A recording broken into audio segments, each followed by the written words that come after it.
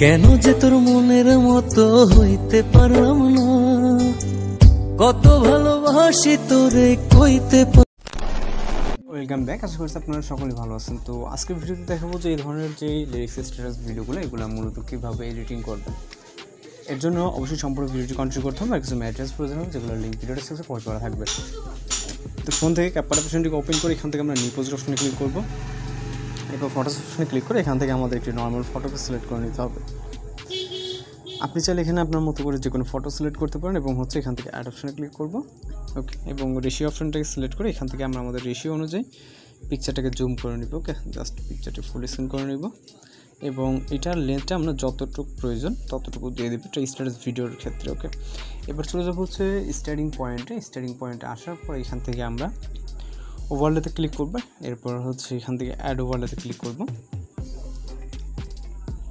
এরপর এখান থেকে আমাদের একটা শ্যাডো পিএনজি পিকচার সিলেক্ট করতে হবে। এটাকে সিলেক্ট করে এখান থেকে অ্যাড অপশন, এরপর এটাকে ফুল ফ্রেম করে এটাকে এভাবে নিচে বসিয়ে দেবো। ওকে, দেন এই লেয়ারটিকে আমরা ভিডিওর স্টার্টিং থেকে ভিডিওর ইন পজিশন অবধি নিয়ে যাব এবং আবারও চলে যাবো স্টার্ট পজিশন। এখান থেকে আবার অ্যাড ওভারলে, এরপর ভিডিওস অপশনে ক্লিক করবো। এটা ওভারলে ভিডিও আছে, এটাকে সিলেক্ট করে এখান থেকে অ্যাড অপশন, এরপর এখান থেকে এটাকে ফুল ফ্রেম করবো ব্র্যান্ড, তারপর এখান থেকে আমরা ফিল্টার অপশন। ওকে, দেন ব্ল্যাক স্ক্রিন রিমুভ হয়ে যাবে। এরপর আমরা এন্ডিংটা অ্যাডজাস্ট করবো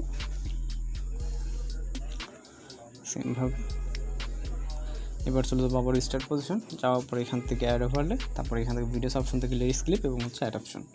ওকে, তো এটা লিরিক্সটার ব্ল্যাক স্ক্রিন রিমুভ করার জন্য সেম প্রসেস এখান থেকে আমরা ব্লেন্ড অপশন, দেন ফিল্টার, এটাকে আমরা যতটুকু প্রয়োজন রাখার পর এটা আমরা পজিশনটা অ্যাডজাস্ট করে দেবো। ওকে, তো এখন যদি আমরা এখান থেকে ভিডিওটা প্লে করি, এখানে কিন্তু সব কিছু ঠিকঠাক আছে। ওকে, চাইলে আপনি লিরিক্স ক্লিপটাকে একটু ছোটো বড়ো বা উপর নিচ করে নিয়ে আসতে পারেন এখান থেকে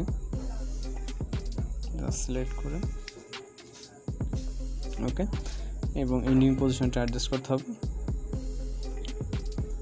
স্পিল করে রাইট সাইড এক্সট্রা অংশটুকু ডিলিট। এখন জাস্ট আপনি চাইলে ভিডিওটা প্লে করে দেখতে পারেন। সব কিছু যদি ঠিকঠাক মনে হয় ভিডিও রেজুলেশন 1000 আসতে রাখবো, রাখার পর এক্সট্রা অপশনে ক্লিক করবো, তাহলে কিন্তু আমাদের ভিডিওটি লোডিংয়ে সেভ হয়ে যাবে। তো আজকের এডিটিং টিউটোরিয়াল ছিল এই পর্যন্ত। দেখা হচ্ছে নতুন কোনো ভিডিওতে। ভালো থাকবেন, সুস্থ থাকবেন।